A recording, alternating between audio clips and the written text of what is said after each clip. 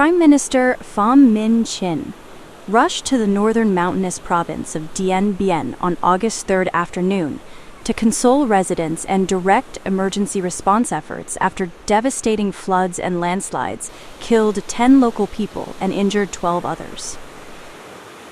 With more rain forecast, the government leader urged local authorities to brace for additional flash floods and landslides.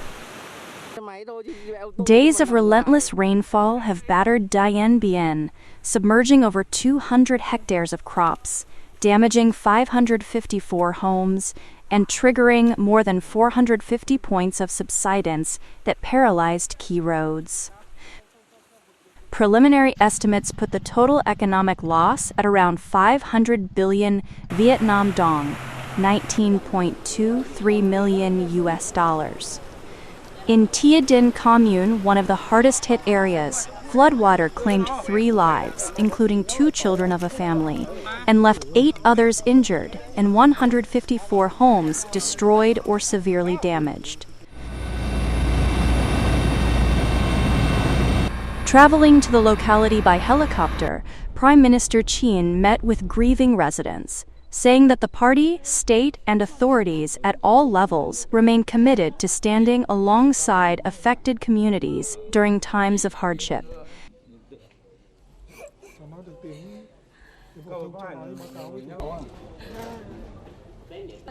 He ordered rapid deployment of rescue teams and equipment to reach isolated villages, prioritizing medical care for the injured, support for bereaved families, and temporary housing and supplies for the displaced.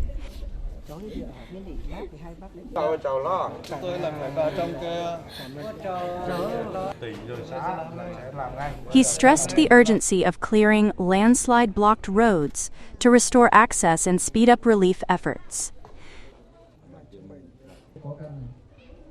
Later the same day, at a working session with leaders of ministries, sectors, and Dien Bien province, Prime Minister Chinh praised the locality's proactive efforts in responding to and overcoming the consequences of recent floods, while urging its continued effective implementation of related official directives and instructions.